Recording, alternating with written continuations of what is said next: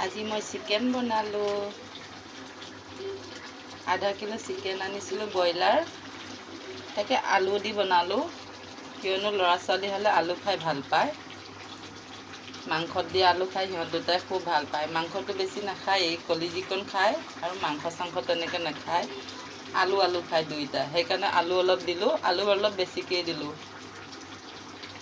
এয়া এতিয়া হৈ গ'ল আৰু কালাৰটো ধুনীয়া হৈছে, কিন্তু ইমান বনাব নাজানো, হ'লেও মই ট্ৰাই কৰিছোঁ বনাবৰ কাৰণে। এয়া ধোঁৱা ধোঁৱা হৈ গৈছে একদম।